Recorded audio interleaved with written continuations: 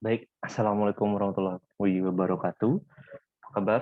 Mudah-mudahan dalam keadaan sehat ya. Terima kasih sudah mau bergabung dalam pertemuan sejarah Indonesia di kelas 11 semester yang kedua ini. Pada kali ini kita akan membahas materi tentang revolusi menegakkan NKRI, masih membahas materi yang sama seperti pertemuan sebelumnya. Langsung saja ya, pada pertemuan kita kali ini kita akan membahas materi tentang perang dan diplomasi dalam mempertahankan kemerdekaan Indonesia. Kemarin ya, kalian sudah membahas tentang perjanjian Linggarjati serta perjanjian-perjanjian yang ada atau pertemuan-pertemuan yang dilakukan sebelum ditandatanganinya perundingan Linggarjati. Nah, pada pertemuan kali ini kita akan membahas tentang perundingan Linggarjati tersebut serta agresi militer Belanda I sampai dengan perundingan atau perjanjian Seinville. Jika kalian lihat peta di tayangan ini adalah peta wilayah Republik Indonesia berdasarkan perundingan Linggarjati. Jadi, setelah Indonesia melakukan kesepakatan dengan Belanda dengan ditandatanganinya perundingan Linggarjati bahwa sesuai dengan isi kesepakatan tersebut, wilayah Republik Indonesia yang sebelumnya pada saat proklamasi kemerdekaan itu bermuara atau berasal dari Sabang sampai Merauke, maka wilayah tersebut berdasarkan perundingan Linggarjati itu berubah. Ya. Jadi setelah terjadi peperangan melawan Belanda di berbagai wilayah di Nusantara ini, ya, akhirnya perang tersebut dihentikan dengan cara melalui perundingan Linggarjati. Tetapi dalam perundingan Linggarjati itu, seperti yang sudah dibahas di pertemuan sebelumnya, wilayah Republik Indonesia itu bukan dari Sabang sampai Merauke lagi, melainkan hanya meliputi Pulau Jawa, Madura, dan Sumatera. Jadi wilayah Republik Indonesia itu hanya ini, berdasarkan perundingan Linggarjati. Hal ini disetujui oleh pihak Belanda maupun Indonesia. Lalu bagaimana Pak wilayah yang lain seperti Kalimantan, Sulawesi, Bali, dan Nusa Tenggara? Nah, wilayah Kalimantan, Sulawesi, Bali, dan Nusantara itu akan memerdekakan diri mereka sendiri, ya, merdeka menjadi negara yang merdeka. Tapi nanti negara-negara yang merdeka ini akan bergabung bersama Republik Indonesia dalam naungan Republik Indonesia Serikat. Ya, jadi kalau sekarang kita mengenal provinsi ya, kalau sekarang kan Indonesia terbagi menjadi 34 provinsi. Provinsi ini, provinsi itu, provinsi itu. Tapi kalau kita merujuk pada perjanjian Linggarjati, ya, Indonesia itu, Republik Indonesia itu hanya wilayahnya Sumatera, Jawa, dan Madura. Di luar itu adalah negara merdeka. Tapi nanti negara-negara yang merdeka itu akan akan bergabung ya menjadi Republik Indonesia Serikat. Jadi statusnya RI adalah negara bagian dari Republik Indonesia Serikat. Itu sesuai dengan perundingan Linggarjati. Dan ini disetujui. Walaupun muncul gejolak di dalam internal Republik kita sendiri ya terkait hasil perundingan Linggarjati ya. Ada yang menolak, ada yang menerima, tapi kemudian diambil langkah atau kesepakatan bahwa lebih baik kita menyetujui apa hasil-hasil perundingan Linggarjati itu demi kebaikan bersama. Nah, setelah terjadinya perundingan Linggarjati, ternyata perundingan Linggarjati itu dibatalkan atau dikhianati secara sepihak bukan oleh pihak Indonesia.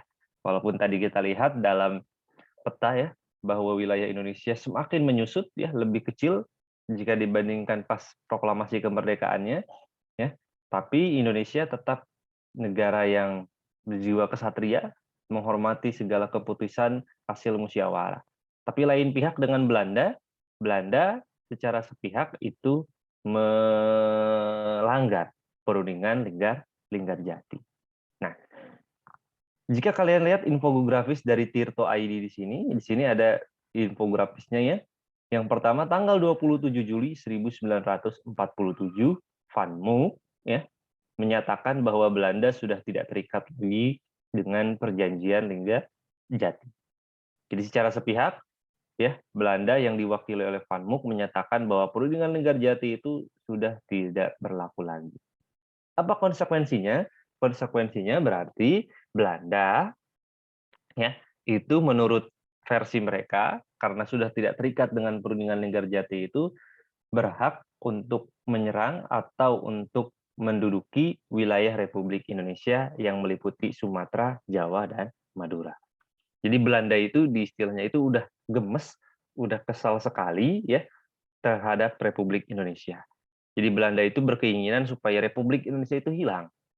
Dan tinggal yang tersisa itu hanya Sumatera, Jawa, dan Madura, tinggal sedikit lagi, tapi mereka tertahan oleh perundingan Linggarjati. Sehingga akhirnya mereka secara sepihak membatalkan perundingan Linggarjati supaya mereka bisa bebas menyerang wilayah Republik Indonesia dan menghilangkan Republik Indonesia dari wilayah atau peta wilayah dunia pada waktu itu.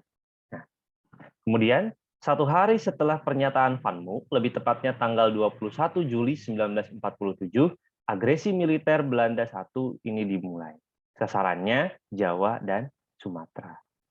Tadi dijelaskan kenapa Belanda melakukan agresi militer atau serangan militer terhadap wilayah Jawa dan Sumatera, karena sesuai perundingan Linggarjati, Jawa dan Sumatera ini adalah wilayah Republik Indonesia.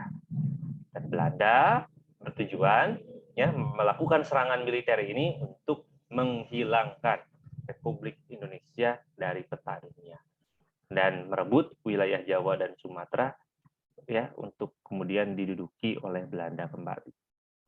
Nah, kemudian 1 Agustus 1947 Dewan Keamanan PBB mengeluarkan resolusi agar konflik antara Indonesia dan Belanda itu dihentikan. Jadi serangan militer Belanda terhadap wilayah Republik Indonesia yang meliputi Jawa dan Madura ini direspon oleh Dewan Keamanan PBB tanggal 1 Agustus dan Dewan Keamanan PBB ini meminta agar Belanda dan Indonesia menghentikan konflik tersebut. Nah, kemudian pemerintah Republik Indonesia yang menjadi korban di sini, yang menjadi korban serangan militer Belanda atau agresi militer Belanda satu ini mengadukan, yang melakukan laporan, mengadu terkait serangan ini kepada PBB yang dianggap sangat mencoreng atau tidak menghargai perundingan Linggarjati. Akhirnya, tanggal 15 Agustus 1947, ya, Belanda menyatakan akan menerima resolusi Dewan Keamanan PBB untuk menghentikan agresi.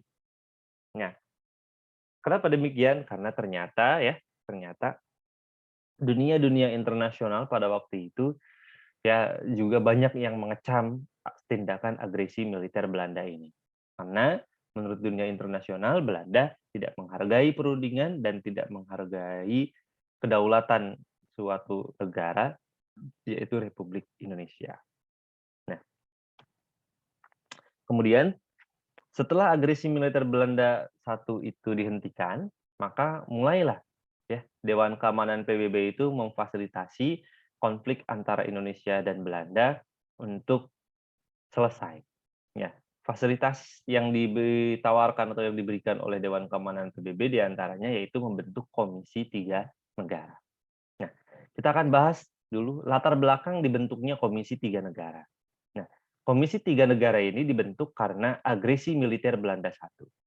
Ya, karena serangan militer Belanda terhadap negara yang merdeka yaitu Republik Indonesia. Ya.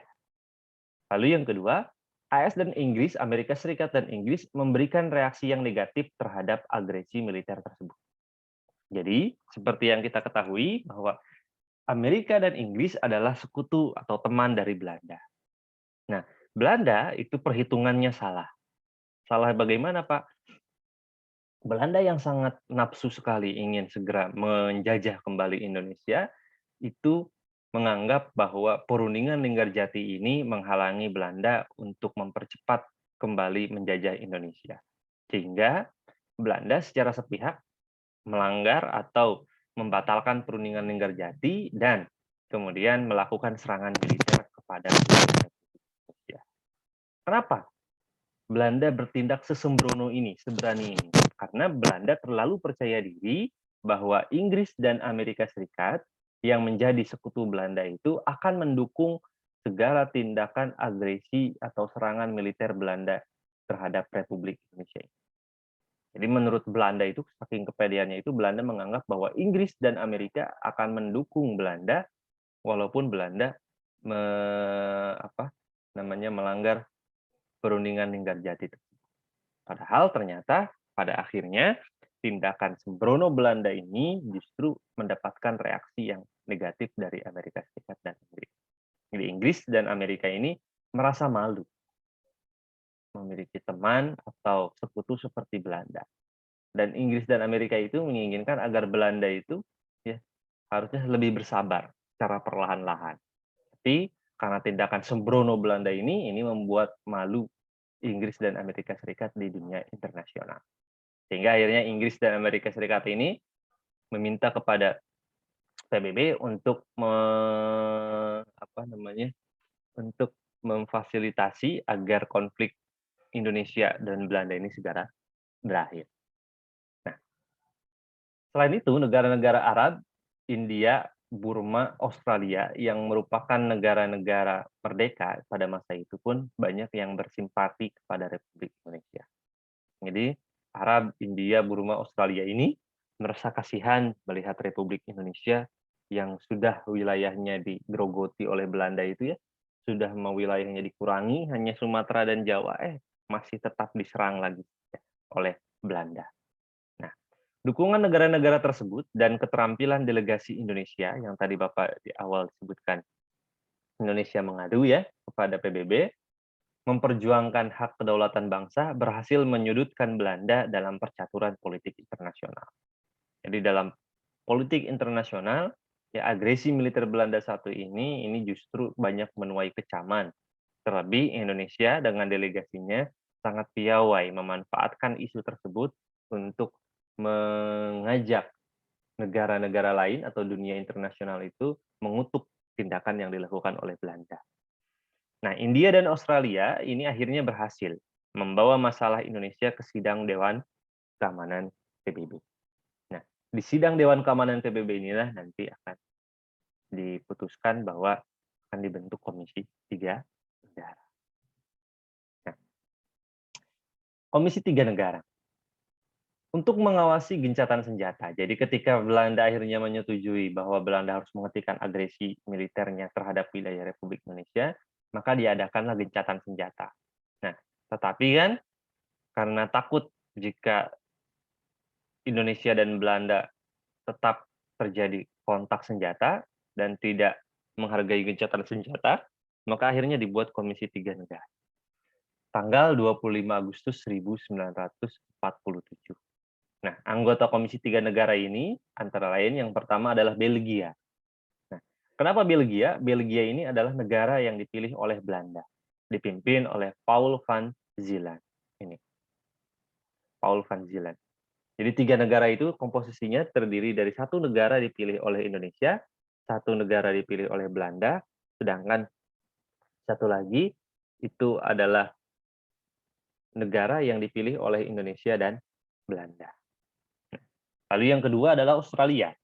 Australia ini dipilih oleh Indonesia, dipimpin oleh Richard Kirby. Sedangkan yang terakhir adalah Amerika Serikat, adalah negara yang dipilih oleh Indonesia maupun Belanda. Dipimpin oleh Dr. Frank Graham. Jadi adil ya komposisinya, 3, jumlahnya ganjil, 1 negara dipilih Indonesia, 1 negara dipilih Belanda, dan 1 negara lagi dipilih oleh kedua belah pihak. Apa saja tugas dari Komisi 3 Negara atau KTN? Adalah mengawasi secara langsung penghentian tembak-menembak sesuai dengan resolusi Dewan Keamanan PBB. Dengan demikian, ya, ketika dibentuknya Komisi 3 Negara ini, maka masalah Indonesia dengan Belanda itu sudah menjadi masalah internasional, bukan masalah dalam negeri lagi.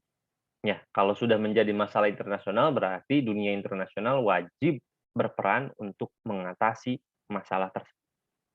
Jadi dengan dibentuknya KTN ini, maka perjuangan diplomasi Indonesia ini sudah berhasil. Karena mampu membawa masalah antara Indonesia dan Belanda ini menjadi masalah internasional. Sehingga dunia internasional wajib berperan penting untuk membantu Indonesia menyelesaikan masalahnya dengan Belanda. Sehingga Indonesia di sini merasa senang, bahagia, karena permasalahannya itu sudah menjadi masalah internasional dan pasti akan dibantu oleh negara-negara lain untuk menyelesaikan masalah ini.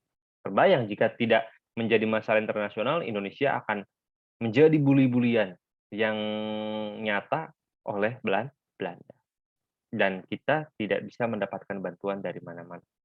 Tapi dengan menjadi masalah internasional ini, kita menjadi lebih semangat untuk berusaha mencari jalan keluar dari konflik melawan Belanda itu.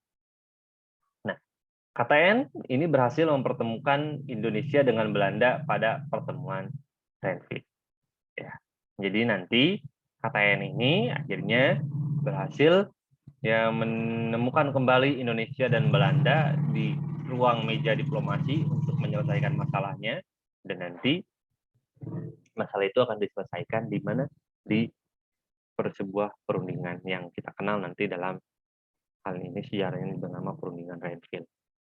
Apa saja tugas KTN itu? Yang pertama, mengawasi secara langsung penghentian tembak-menembak sesuai resolusi. Yang kedua, memasang patok-patok wilayah status quo yang dibantu oleh TNI. Ya, status quo itu wilayah yang tidak boleh diganggu-gugat. Jadi, ketika agresi militer Belanda satu di Sumatera dan di Jawa, ya, Belanda itu sudah menguasai beberapa wilayah-wilayah di Jawa maupun di Sumatera. Jadi hanya dengan serangan beberapa hari itu banyak wilayah Republik Indonesia di Sumatera dan Jawa yang jatuh ke tangan Belanda. Nah, wilayah-wilayah yang belum jatuh ke tangan Belanda itu ditandai, diciri. Jadi supaya ciri bahwa wilayah ini belum diduduki oleh Belanda dan tidak boleh diserang lagi oleh Belanda. Dan yang mendampinginya, yang memperhatikannya itu KTN. Ya. Lalu yang ketiga adalah mempertemukan kembali Indonesia dan Belanda dalam perundingan Renville. Nah, itu ya pembahasan kita kali ini, bagaimana perundingan Linggarjati sampai ke agresi militer Belanda. Nah, nanti di pertemuan selanjutnya kita akan bahas bagaimana ya, perundingan Renville antara Indonesia dengan Belanda itu sendiri. Apakah ya Belanda rela memberikan kembali semua wilayah yang sudah didudukinya di wilayah Sumatera maupun Jawa hasil agresi militer satu, ataukah tidak? Nanti kita akan bahas di pertemuan selanjutnya. Baik, terima kasih ya. Kurang lebihnya mohon maaf. Jika ada pertanyaan silahkan chat di grup. Wallahul muwaffiq ila aqwamit thoriq. Assalamualaikum warahmatullahi wabarakatuh.